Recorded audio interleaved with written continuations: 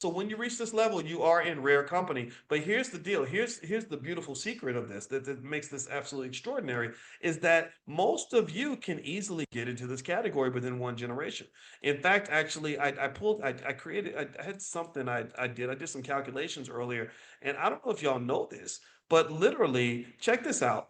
If you took $400, in fact, let's just do this exercise real quick. How many of you have at least two or three bills that are more than $400 a month? Anybody? So you got like your rent, your car note, your whatever. How many of you have at least two bills that are more than $400 a month?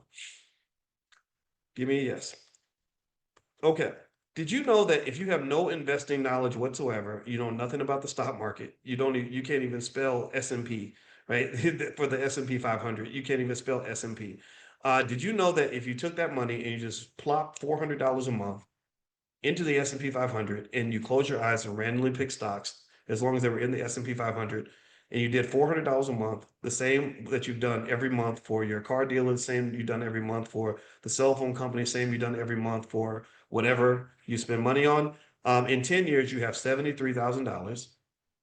Okay, so right there, you're already what level you're climbing out of level two. Level one is 10,000 to zero. Level two is 10,000 to 100,000. Did you know that in 20 years, you're at 219,000? So now you're level three. Now you're in the top 20% of all Americans.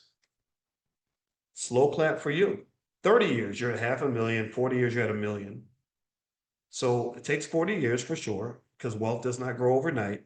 But in one generation, your family is in the top 0.4% of all Americans, and probably the top 0.5% of Black people, right? Because remember, these numbers include white people too, and they have all the money.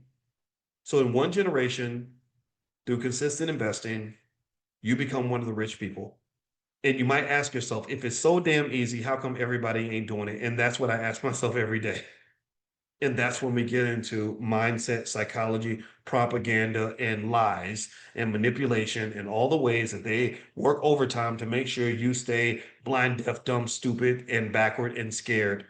They don't want you to believe anything that's being said. The reason I have some degree of credibility with you is because I've got the credentials to override whatever pre-programming you may have. And here's the deal.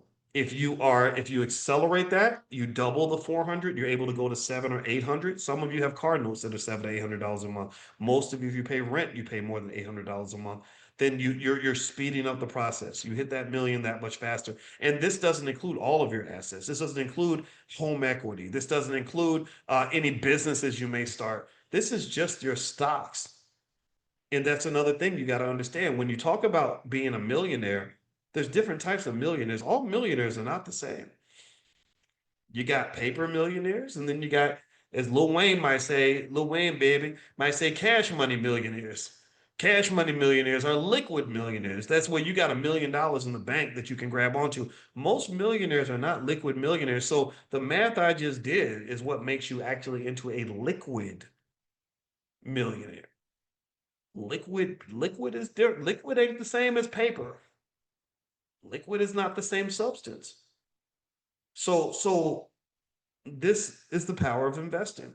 Um, let's move on. Let me pop up and finish up this slide so we can look at some of the things you want to look out for. So when you get to this category and you're rich, most people will assume you were born on another planet, that you're not connected to other human beings anymore, which is ridiculous, obviously. But I'm gonna tell you the truth.